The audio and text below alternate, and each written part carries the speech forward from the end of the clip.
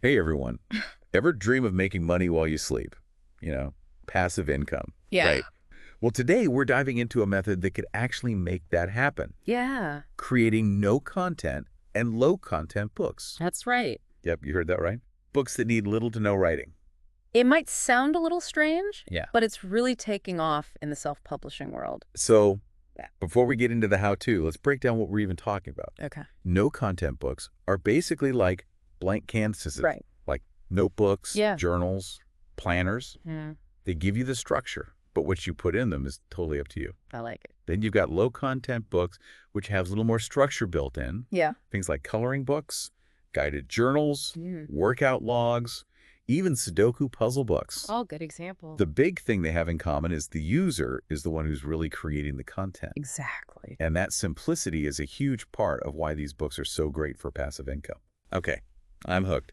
But why are these books such a hot ticket for making that passive income? Tell me more. Well, they're actually pretty easy to make. Oh, You don't need to be a writer or a coder or anything like that. gotcha. Design software like Canva is super user-friendly. Yeah. So really anyone can create these books. Yeah. And the demand for these types of products is pretty steady. It's what we call evergreen. I've heard that term. People always need planners, journals, coloring books, right? They're always useful. It's not a fad. Nope. They meet those basic human needs for organization, creativity, and self-expression. So we're talking about products with built-in demand that's not going away anytime soon. Exactly. I'm liking this more and more. And the startup cost is really low. Okay, You don't need to invest a ton of money to get going. that's good. Your main costs are going to be design software, and there are often free options out there. Yeah. And then maybe some stock images or graphics if you need them. So low investment, steady demand. So far, so good. But can you really turn this into serious money? Absolutely. That's the beauty of it. Okay. Once you've got a design or a template, you can use it again and again in different niches or formats. Oh, I see. So let's say you have a simple lined journal template. Okay. You can tweak that to create a gratitude journal, a travel journal, a recipe book. Oh, wow. The possibilities are kind of endless. So one design, multiple income streams. Exactly. Now you're talking. And that's just the beginning. I see. Later on, we'll really dive into the step-by-step process. Okay. But it's important to understand why this whole approach works so well. You've totally got my interest. Now I'm ready to get down to the nitty-gritty. Let's do it. Where do we even start? The foundation of any successful venture is picking the right niche. Yeah, makes sense. You want to find a balance between something you're passionate about Right. and something that will actually make you money. Yeah, you don't want to spend all this time on a book that no one wants to buy. So how do we figure out what people are actually buying? Luckily, there are some amazing tools out there, Oh, like what? like Publisher Rocket and Helium 10. Never heard of those. They analyze Amazon search volume and competition, Okay. so you can see what customers are looking for and which niches could be profitable. So, like, if I'm really into fitness, I could use those tools to see if there's a market for, like, a specialized workout log, Yeah, maybe for marathon runners or something. exactly. You could search for keywords like marathon training log or runner's workout journal and see what comes up. And you might find that there's high demand, but not much competition. Right. That sounds like a win-win. Now, I want to hear from you guys. What niches are you passionate about that could make a great no-content or low-content book? Yeah. Share your ideas in the comments. We'd love to hear what you're thinking. I'm always interested to see what creative ideas people come up with. Okay, so we found our profitable niche. Right. Now, how do we actually create the book? Well, it all starts with designing those inside pages. Okay. That's where your creativity really shines. For no content books like journals, it's all about having clean, consistent layouts. So think about things like line spacing, grid layouts, page dimensions. So it's all about giving the user that empty space to work with. Precisely. But with low content books, things get a bit more interesting. Okay, how so? You still want it to look good, Yeah, but you're also adding elements that guide the user's experience. like prompts in a guided journal Yeah. or spaces to track your workout. Exactly. Those elements encourage people to actually use your book. I got it. So no content is about the basic structure, and low content adds a layer of direction on top of that. You got it. Now, what about the cover? That's going to be important, right? It's super important. Yeah. The cover is the first thing potential buyers see. It can really make or break your success. That's a lot of pressure. You need a cover that grabs people's attention, shows what your book is about, and makes them want to pick it up. So no pressure there. Yeah. Any tips for creating an awesome cover? Tools like Canva and BookBolt are great for that. Oh, yeah, I've heard of Canva. They have templates and design elements to help you get started. Okay. Just make sure you follow Amazon KDP's rules for things like the size and bleed. Okay, so bold fonts, attractive colors, and designs that just scream, pick me up. Exactly. Got it. What's next? Once you've got your interior and cover all set, it's time to upload your masterpiece to Amazon KDP.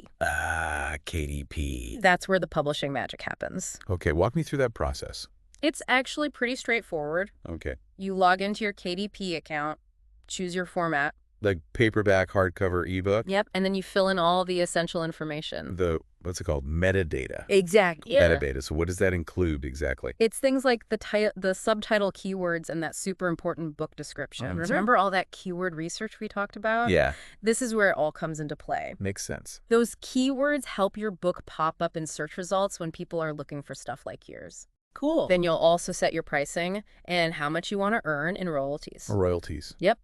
Amazon usually offers a 60% royalty rate for paperbacks. 60%, not bad. If you price your book within their guidelines, of course. So we've got our book uploaded. It looks amazing, and it's ready to be bought. Almost. What's left? Now comes the fun part, marketing. Okay, so getting the word out. Exactly. You got to get your book in front of the right people. Makes sense. So what are our best options for reaching those potential buyers? There are tons of options. Okay. And the best approach really depends on your niche and who you're trying to reach. All right. Visual platforms like Pinterest, Instagram, and TikTok are great for showing off your book's design Yeah. and building a community around it.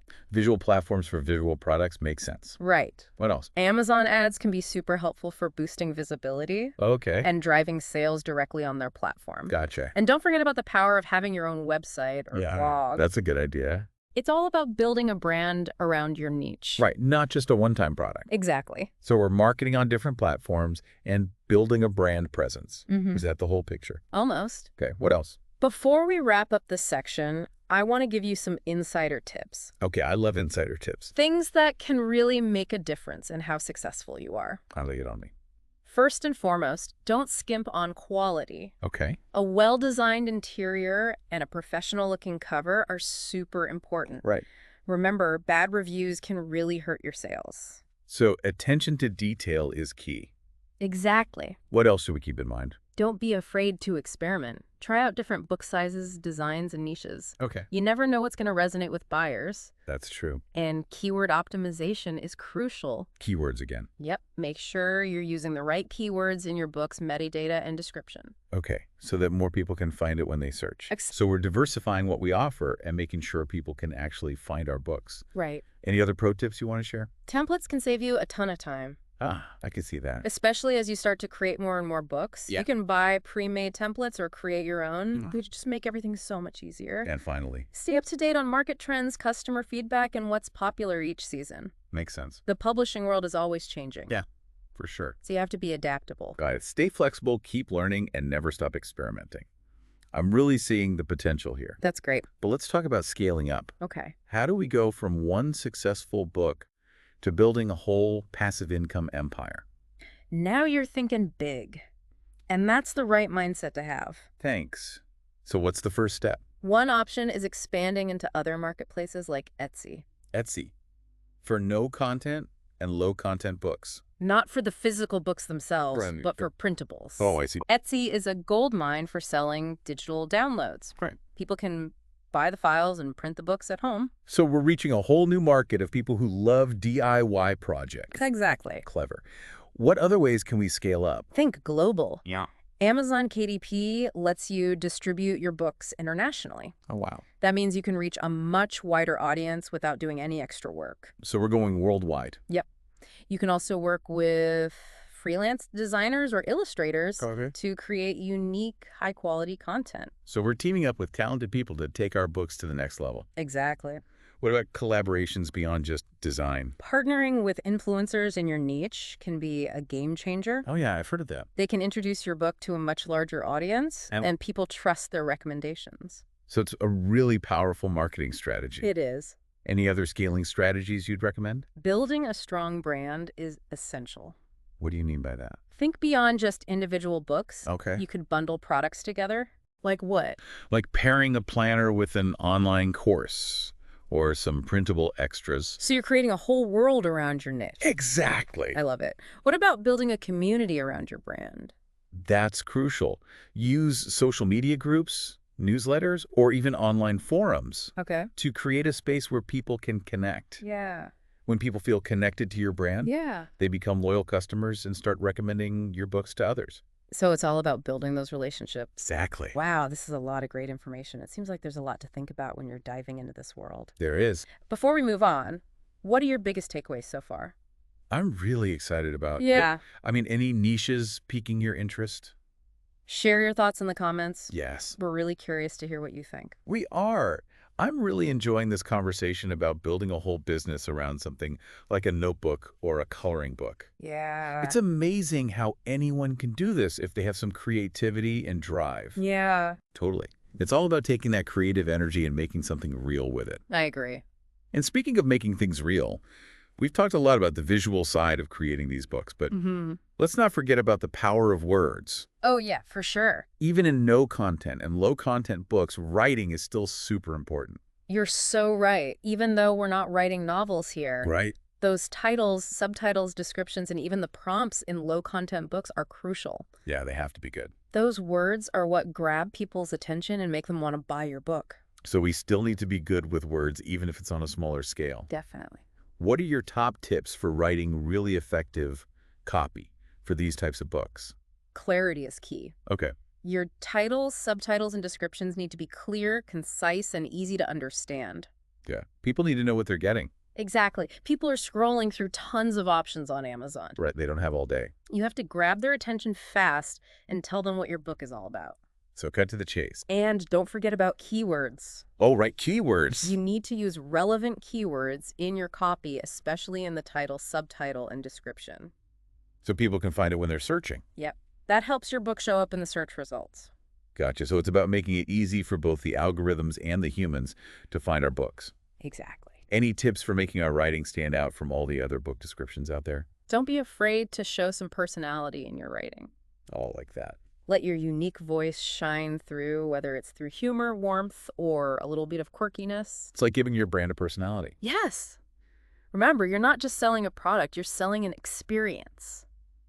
I love that. Okay, so we're aiming for clear, concise, keyword-rich copy that also has a bit of personality. That's the sweet spot. What about those prompts for low-content books? Any advice on how to write those effectively? When it comes to prompts, the key is to guide the user without being too bossy. Okay. You want to spark their imagination and get them thinking about their own thoughts and feelings. So don't give them too much direction. Right. Open-ended questions are your best friend here. Like what?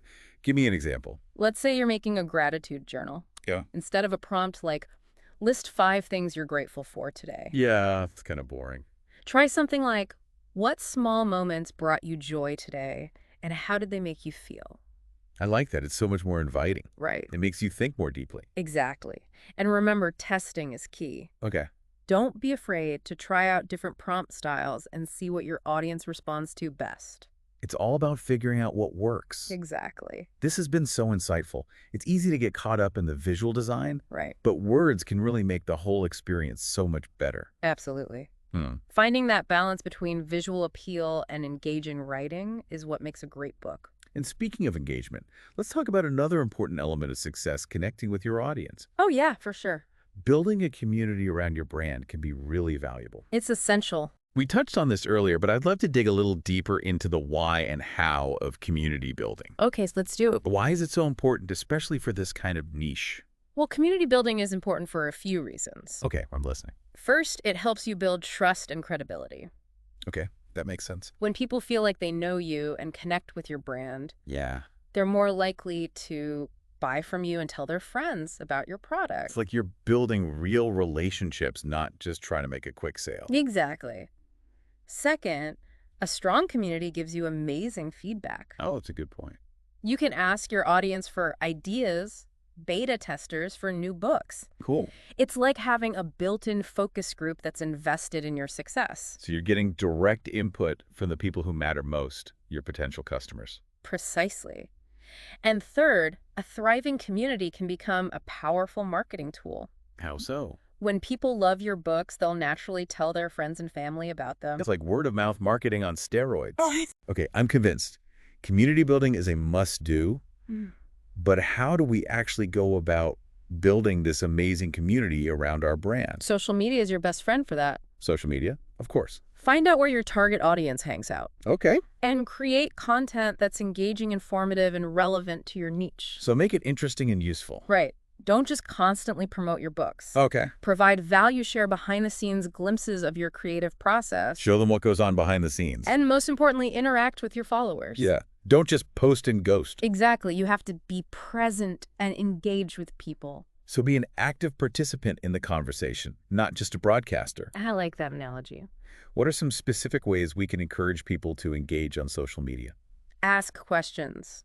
Run polls and quizzes. Okay. Host Q&A sessions. Create challenges related to your niche. So get people talking. Exactly. People love to share their thoughts and experiences. Yeah, they do. So give them a space to do that. What about using those comment sections effectively? The comment sections are gold. Respond to comments. Acknowledge feedback, both good and bad, and make people feel heard. So show them that you care. Yes. It shows that you're not just a faceless brand, but a real person who values their input. Authenticity is key. I couldn't agree more. People can spot a fake a mile away. Exactly. Be genuine, be yourself, and let your passion shine through. That's what makes people want to follow you. Exactly. That's what attracts people and makes them want to be part of your community. Social media is a great starting point for community building, but what other tools or strategies can we use? That's a great question. Social media is awesome, but it's not the only way. Right. What else is there? Newsletters are a fantastic way to stay connected with your audience on a more personal level. Oh, yeah. Good old email. You can use them to share updates, exclusive content, special offers, Okay. even sneak peeks of new books you're working on. Keep them in the loop. It's like having a direct line of communication with your most engaged followers. So you're building those relationships and giving people a reason to stick around. Exactly. What about creating a dedicated online community? Like a whole separate space for your brand? That's definitely something to consider as your brand grows. How would that work? You could set up an online forum or a community space Why where not? people can chat, share ideas, and support each other. That sounds awesome. It takes community building to the next level and creates a real sense of belonging. I love that. So we've covered a lot of ground here. It's amazing how much goes into building a successful brand, even in the world of no content and low content books. It's a journey. Have you ever had an experience where a strong online community really made a difference in your business? Oh, absolutely. I once launched a new planner design, Okay. and the feedback from my online community was so helpful. Oh, really? They pointed out some small changes that I could make, That's great. and it ended up making the planner even better. Wow. It was a true collaboration, and it wouldn't have been possible without that strong community. That's a perfect example of how community can be a source of both inspiration and support. Now I'm curious, what about you? Have you ever been part of an online community that felt really supportive and inspiring? Share your thoughts and experiences in the comments. We'd love to hear from you. It's so great to hear about those positive community experiences, you know? Yeah. It just shows that we're not just making products. We're actually building connections and Yeah. sharing something we're all passionate about. And speaking of passion, that's what really drives success in this whole thing. I agree. It's not just about the technical stuff like making the book and marketing it. It's about the heart and soul you put into it. You're so right. Yeah. When you're truly excited about what you're creating, Yeah. that passion comes through and people can feel it. Yeah, they can tell if you're just phoning it in. And that's what makes your book stand out and connects with your audience. So don't be afraid to let your personality shine through. Embrace your unique style, you know? Yeah. Make books that reflect who you really are. And remember, this is all about learning and growing. Yeah. Don't be afraid to try new things, Right? experiment, and even mess up sometimes. It's all part of the process. It's how we get better. That's such an important point. Mistakes happen, but there are also chances to learn something new. What's one mistake you made early on that taught you a valuable lesson? Oh, I've made tons of mistakes. We all have. Early on, I was so focused on creating like the perfect product. I've been there. I spent months tweaking a journal design. Oh, wow. By the time I finally launched it, the market had totally changed, and I'd missed out on a big trend. Ouch. Yeah, it was a tough lesson, but I learned that sometimes good enough is better than perfect, Right. and getting your product out there quickly is more important than waiting for it to be flawless. That's a great reminder that done is better than perfect. Sometimes we get so caught up in the details that we miss the bigger picture. It's so true. Speaking of the bigger picture, we've talked about a lot of the good things about this.